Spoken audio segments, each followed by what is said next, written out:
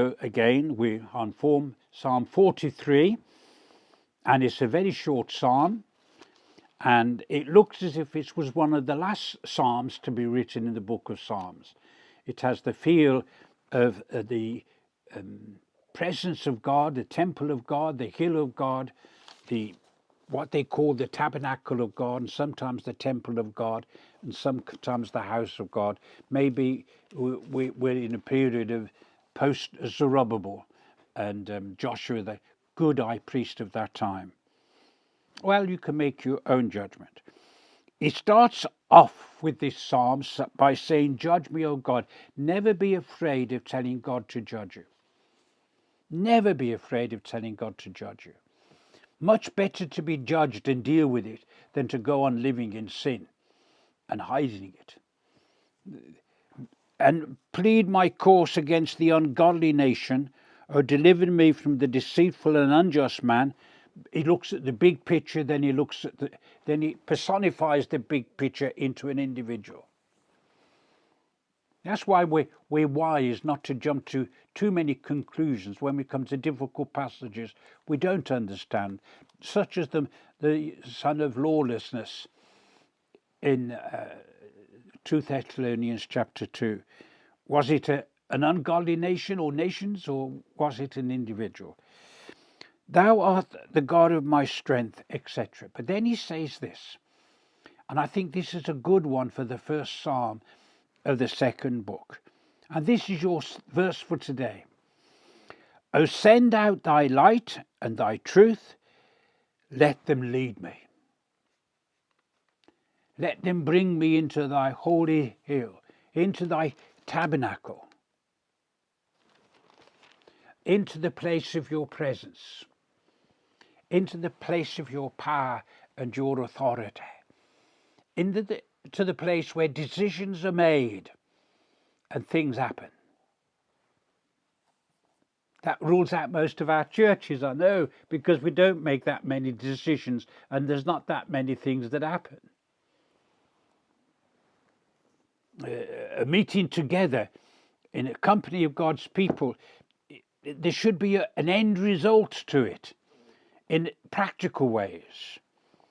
Many of our churches have that end result. Many of us just go round in circles. Send out thy light. Oh, if that was the agony and the soul of the church. God's light to go out. The fellowship, the individual, the home, in the workplace. I the other day decided to sit down and see how many local people who I meet on a regular basis that are within walking distance of my house. And once a month we meet up with about 30, 40 of our local people for a meal. Simple meal, it's a soup and followed by a sweet. It's as simple as that. And we meet in the community hall adjacent to our home. And what is it that we want with these neighbours? And I've counted first, my wife and I, about 30 of them locally who we are in contact with. Oh, send out thy light and thy truth. When you have the word truth in the Bible, it is not a mechanical kind of truth. It's not an educated kind of truth. It's a gospel truth. It's a salvation truth. It's a righteousness truth. It's the faith truth. It's the hope truth. It's the love truth. It's the truth that's got stickability to it to other people. And let them lead me. What? Light and truth. Lead me. Let me be transparent, not a secretive person. I don't want to say anything about anybody that I'm not prepared to say to them in light. As the leadership of our church knows that from time to time people do come to see me and they've got something they want to say.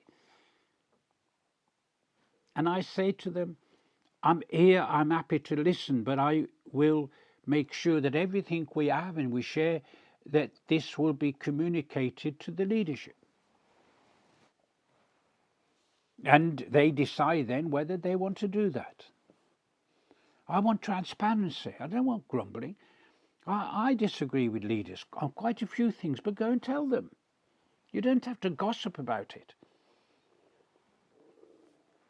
And here it is, and I want to be led to your hill.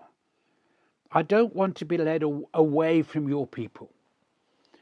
I don't want to be led away where you've put your name, which is on people, my church. I will build my church of people. And I don't want to be away from your tabernacle where things happen, where things occur. And I want your light to go out and your truth to go out. So I go out and I come in, I come in and I go out. Verse for the day. Thank you for listening. Boy in the Bible here.